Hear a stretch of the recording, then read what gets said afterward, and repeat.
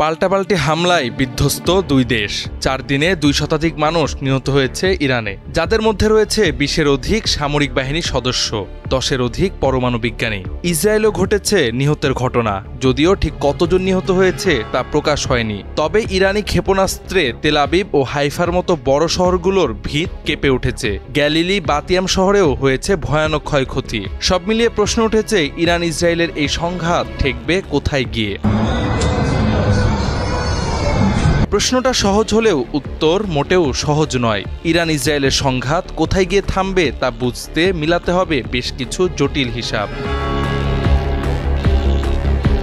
ইসরায়েলের হামলায় ইরান এমন প্রতিক্রিয়া দেখাবে তা হয়তো ইসরায়েল কখনো স্বপ্নেও ভাবেনি। এতদিন হামাস বা হুথিদের আধুরা হামলার সম্মুখীন হলেও এবার যেন পা পড়েছে বিষাক্ত কোনো সাপের লেজে। ফলে নেতানিয়াহু সরকারের ঘাম ঝরে পড়ার উপক্রম। দৌড়াদৌড়ি ও ফোন কলে অস্থির হয়ে উঠেছেন নেতানিয়াহু। কখনো ভারত, কখনো রাশিয়া, আবার কখনো কল করছেন যুক্তরাষ্ট্রের প্রেসিডেন্টকে। একদিকে রণক্ষেত্র, অন্যদিকে তথ্যযুদ্ধ। দুই পক্ষই প্রচারণার অংশ হিসাবে তথ্য গোপন বা বিকৃত করছে। নির্ভরযোগ্যভাবে জানা যাচ্ছে না তাদের ক্ষয়ক্ষতি কতটুকু। একইভাবে অজানা থেকে যাচ্ছে উভয় দেশের অস্ত্র ও ক্ষেপণাস্ত্রের মজুদ কতটুকু রয়েছে এবং তারা কতদিন এ যুদ্ধ চালিয়ে যেতে পারবে।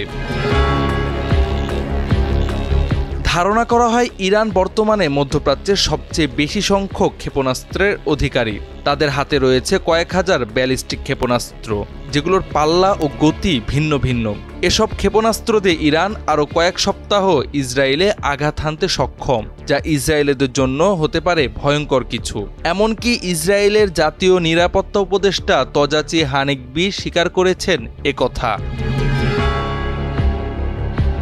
তবে সাময়িক সক্ষমতা থাকলেও ইরানের জন্য যুদ্ধ চালিয়ে যাওয়া সহজ কিছু না। কেননা ইসরায়েল ক্রমাগত পর্যুদস্ত হতে থাকলে তার পিছনে সরাসরি এসে দাঁড়াতে পারে আমেরিকা, যা যুদ্ধের মোড় ঘুরিয়ে দিতে পারে যে কোনো সময়। এই সংঘাত আরও বড় আকার ধারণ করে দুই পরমাণু শক্তিধর দেশের মধ্যে বেঁধে যেতে পারে আঞ্চলিক যুদ্ধ। তখন ইরানের পাশে সাহসী কোনো দেশ দাঁড়াবে কিনা তাও চিন্তার বিষয়। এতে যেমন ইরানের অর্থনীতি ভয়াবহ ক্ষতিগ্রস্ত হবে, তেমন দেশের ভিতর দেখা দিতে পারে তুমুল অস্থিরতা। ফলে ইরানও চাইবে না যুদ্ধকে বেশি দূর নিয়ে যেতে। অবশ্য ইতোমধ্যে আমেরিকার মধ্যস্থতায় যুদ্ধবিরতির আহ্বান জানিয়েছে ইসরায়েল। ইরান প্রাথমিকভাবে অসম্মতি জানালেও ধারণা করা হচ্ছে খুব শীঘ্রই সমঝোতায় বসবে দুই দেশ। কেননা ইরান বারবার বলছে ইসরায়েল হামলা বন্ধ করলে তারাও প্রতিক্রিয়া জানানো বন্ধ করবে এবং যুক্তরাষ্ট্রের সঙ্গে পারমাণবিক আলোচনায় ফিরবে, তার আগে নয়।